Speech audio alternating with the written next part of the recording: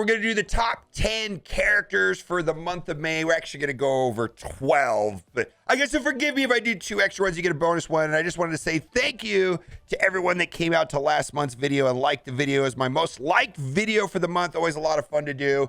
And we're going to start off with the first horseman in the game, Morgan Le Fay.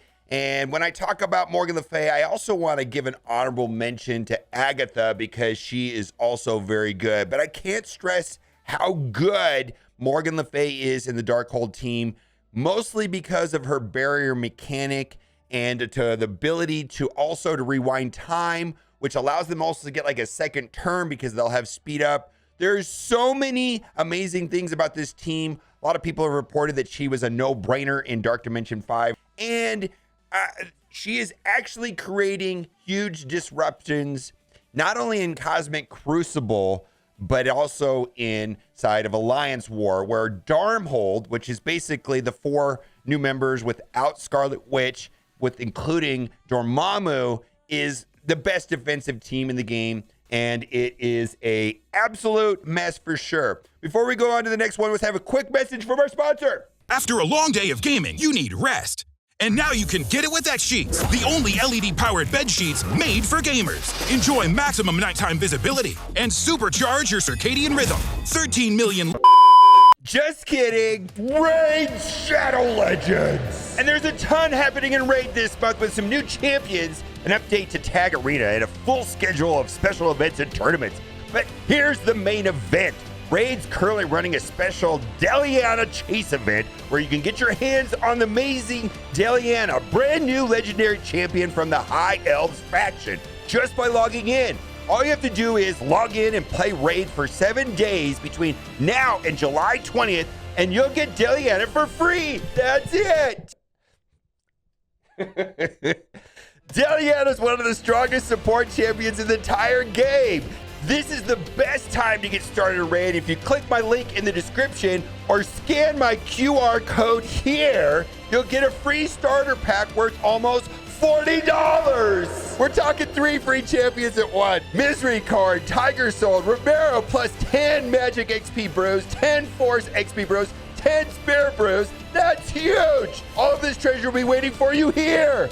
All new players, listen up. Once you're in game, just enter promo code MyDeliana to get your hands on everything. Simple, that easy. Just click the link in the description and I'll see you in game. All right, the next character we're going to talk about is Omega Red. And Omega Red is very, very important, not only in Cosmic Crucible, but Weapon X is the premier Apex War offense team. Plus, I get a lot of use out of Omega Red on the boss node for the mutant lane inside of Doom 2.3. He has trauma, ability block, multiple ability blocks, but he's just also very useful in Dark Dimension 5. I took him into Dark Dimension 5, don't regret it. He does a lot of amazing things. I could only say good things about Omega Red, and it right now is largely one of the few solutions there is to the Darkhold Dormammu team. He is a very good plug-and-play standalone character. I can't say enough good things about Omega Red. He's the best. Then we got to talk about Emma Frost. Now, Emma Frost probably shouldn't be on this list, but I put her on this list because I wanted to. I can't tell you how many times I use her and how important she is. Now, I'm always reluctant to call her a future-proof character because we said that about Mr. Sinister, and then Kestrel kind of wiped that out. Plus, he's kind of slow. But I think the reason why Emma is relatively future-proof, for at least for right now, and she's held up for such a long time, for a couple reasons. One right here, applying minus 10% to speed at all enemies. This is a turn-based game, and the alpha stat or the alpha thing that is going to control everything in this game is going to determine probably where you're going to win the game or not is going to be speed, and any kind of speed manipulation is going to be the best.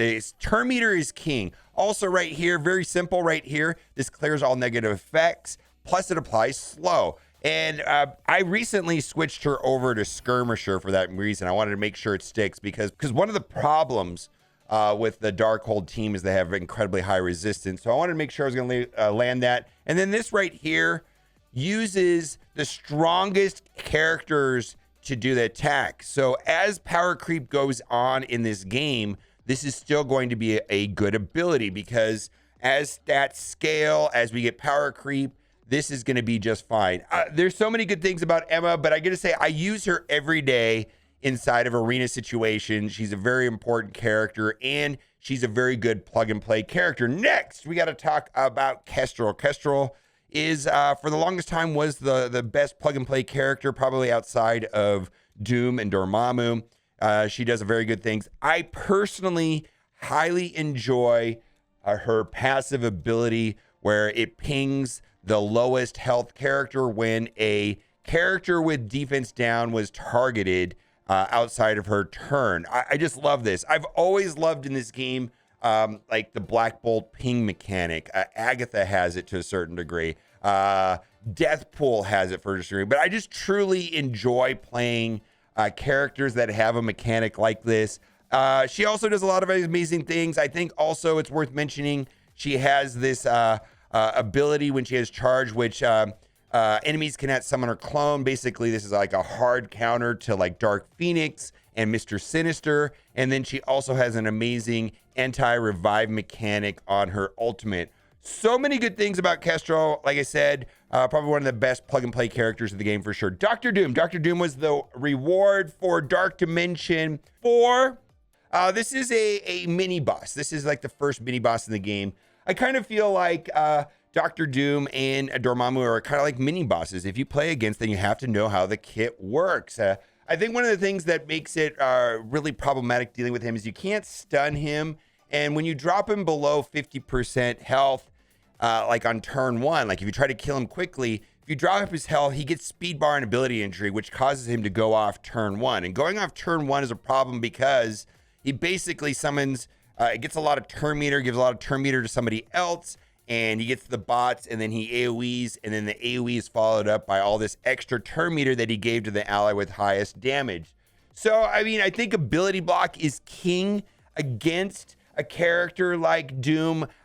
Recently, I have started using him on offense with A-Force to go against Young Avengers, not only in War, but in Cosmic Crucible. And for now, I feel like that's a good home because... I don't think there was an obvious choice who to put as the 5th member with A-Force. A lot of people have used Yo-Yo, but for right now, I like using Dr. Doom. There's also been a lot of situations where we paired up Dormammu with Doom. Amazing! Dark Dimension 4 reward, still a top 10 character easily. Next, we have to talk about Dormammu. Probably the best character in the game still right now. As a plug-and-play standalone character, he just pretty much makes every team better. Now, I know a lot of people have not finished Dark Dimension 5, but I want to talk to about this idea that you're going to have to play against him. And there's one key thing I want to talk about his kit. Well, two parts of his passive. The first thing is that if you're playing against Dormammu, he's like a mini-boss, right? There's two things I think you have to consider. One, if he does not start the match with full health, meaning you knock him down in the first attack so that he doesn't have full health. When you go into the second match, the revive feature will not work. So that is critical if you're attempting to two-tap a Dormammu team, is understanding that if he starts the match with full health, the character's going to revive. That's what makes him so amazing. The second part is you don't want him to have charged. What happens is if he goes and does his special, he will get charged, gain 3 charge. If your mission is to two-tap him, the idea is to knock down his health, but don't let him get a charge.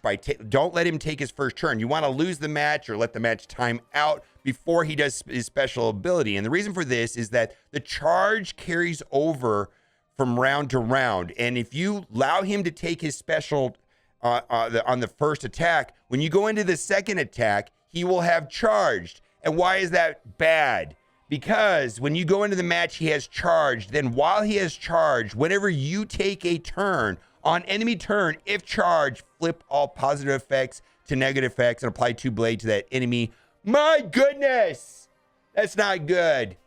There's also a million other things that are amazing about him. Stun with trauma, which is amazing. Basically, his basic attack is an anti-ability block mechanic and so on and so on. He's great. Take my word for it. But just keep in mind that going into a match, a second match when he has charged is a big problem. And you could create a bigger headache for yourself if you're going into the second attack when he has charge. It carries from round to round. Let's move on. Shang-Chi. I debated about putting him on the list or not, but I just put him on here because I like him a lot. I use him every day inside of the skill raids, and I'm just blown away by his damage. This is an amazing ability right here. And the main thing here is to target the enemy with the most number of positive effects, because then it really boosts up the damage. So that's just a subtle thing on that. And then also, his special has a way of clearing one negative effect. So you got to kind of be careful with that. You know, it's not always useful. Sometimes you're stuck with a bleed and a blind. You're trying to get rid of the blind on another character and so on and so on. But still, he's got to heal. And he's just all around the best. He does a ton of damage. And I feel like I had to put him on here, that I've gotten a lot of use out of him. He's probably one of my favorite characters to play. Probably on the fringe of top 10. Maybe he's like 11th best character, something like that. But still very, very, very good. Silver Surfer. Boy, I feel like playing against monster Silver Surfers inside of Doom 2.3 is a real mess.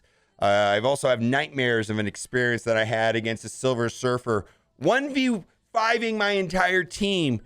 The reason for that, his passive is just kind of broken, how he gets speed up and he gets up at 45% X speed as the match goes on. Plus, he's healing every time when any character takes, anybody's taking a turn, makes him a crazy character to play against. On any turn, heal for 5% of this character's max health. He has just bonkers stats. Also, he has ability block and the ability to clear charge. A lot of damage ability to apply defense down. And then he has a way of stripping positive effects. He's just a great plug and play character. Probably one of my favorite characters to use right now. Easily makes the top 10 list. Next, Adam Warlock. And when I talk about Adam Warlock, I guess I'm also talking about the entire Infinity Watch team. And we've kind of went from kind of a boring, stale meta, which was Infinity Watch versus Infinity Watch, to this very fun and fast Eternals meta. And now we're kind of getting stumped again. I don't want to say that the current meta with, Darkhold and Dormammu's and Eternals, because there's a lot of different variations of team. I don't just see the same team every day. I see the same handful of teams, which is okay. I do see mostly the same teams, though. But it's not as stale as was in Infinity Watch. And so Infinity Watch is no longer top of the arena meta, but they're still good team. In fact, certain characters have had to put anti-assist mechanics. Like I'm thinking about Morgan Le Fay has an anti-assist mechanic, and so does Dormammu, just to prevent Nebula and kind of neuter the team. They've had to basically put cheater codes into other teams to hard counter this Infinity Watch team. And what I'm finding is that they're still amazing in War and Crucible. I'm really happy to be getting another wind of them being very, very vital and important inside of Cosmic Crucible. All right, let's move on to the next character, Ghost Spider. Now, Ghost Spider, I feel like the main purpose for Ghost Spider is raids and running over the bio lanes, and they are amazing. They're way better than symbiotes as far as when it comes to raids. And the second purpose was for Ghost Spider and the Web Warriors team, the entire Web Warriors team, and I just picked her out because I think she's probably one of the most important characters on the team, is that they were needed for nodes 5 and 10 for the Morgan Le Fay unlock. So very, very good. I don't think they are that good outside of raids. So I feel like I have a very over upgraded Web Warrior team, which is fantastic. And I put them on defense inside of Alliance War, and I put them on defense inside of Cosmic Crucible. And because they have these crazy dodge mechanic, I'm just kind of hoping that the AI gets God rolls and dodges and dodges and dodges, and my opponent struggles with that. And sometimes that happens. But I feel like it's a pretty routine thing nowadays to see these guys on defense, and I believe most people already have a solution, whether that is Uncanny X-Men or Zemo Factor. I believe there's a lot of counters to Web Warriors, and their purpose now is mostly just to suck up a big team when they're placed on defense. Let's move on. Icarus. Wow. So when I talk about Icarus, I'm also talking about Cersei. The two of them together are the best duo in the game, the best two characters in the game, and they're still getting a lot of play inside of Arena. And they are so strong that the Agatha, and I mentioned Agatha along with Morgan Le Fay at the beginning of the video, is Agatha pretty much is just written to mess up Icarus and Cersei. It's almost comedic if you look at Agatha's ultimate ability, where basically might as well just say stun Icarus and Cersei, the way that to make Cosmic a blaster hero or whatever it says. I can't remember the exact wording, but it specifically stuns Icarus and Cersei. And the reason why they're bonkers is mostly because of the turn meter rewind. And there's nothing scarier than this turn meter rewind coupled with an AoE, and then if he gets a kill, he hits an AoE again. It's bonkers. And there's so many other subtle things in the Icarus and Cersei kit. Again, the assists that go on between the two, even with like their basic attack. I mean, this is a bonkers basic attack where it hits 3 times. And then if you're doing the skirmisher striker combo, you get the assist from Cersei, and then he comes again. It's a total of 5 attacks. It's the best. So when I'm talking about Icarus, I'm also mentioning Cersei. Easily make top 10 for sure. Next on the list is Jubilee. Now, Jubilee is amazing. She's a legendary character. I kind of feel like I kind of debated putting her here or not, but I did want to mention a character for each lane of the Doom Raid, because the Doom Raids are so important. So earlier in the video, I mentioned Ghost Spider. Then I mentioned Shang-Chi for skill. And then I mentioned Doom and Kestrel for the tech. And then I mentioned the Eternals. I didn't really mention the New Wars and Deathpool, but I kind of took them off the list for this month. They've been there for a long time, but they're also very good, but for the Mystic lanes. And then we get to the mutant part, and the mutants dominated by the X-Men. Now, I do feel like this is a team that may be replaced in the future. I suspect that we are currently waiting not only for a raid mutant solution, but also obviously what everybody's been asking for a million years is a tech raid solution. So keep that on the mind. She may be on the downswing or downward trend, if I were to guess, but she's still very basic. I mean, what other character has blind on her basic attack, ability when she gets a kill to spread all negative effects, which typically oftentimes is a blind, and it spreads blind to the whole team. It's so much fun. And then she's got a stun right here, and she gives a ton of turn meter to her team where they just really snowball and go and take turns and take turns and take turns. Fantastic. Jubilee makes the list. Let's move on. That is the end of the list. I do also say that Lady Deathstrike's very good, but she's not on my list, but I think she is a function of like Omega Red. So we talk about Omega Red, we can talk about Lady Deathstrike. A whole bunch of stuff I can say good about her, but she's also very good. But we've already covered more than 10 characters, so this is my top 10th list. What do you think? Anything I missed or think I should have put on the list, put it down in the comment section. And as always, thanks for watching. Keep on gaming.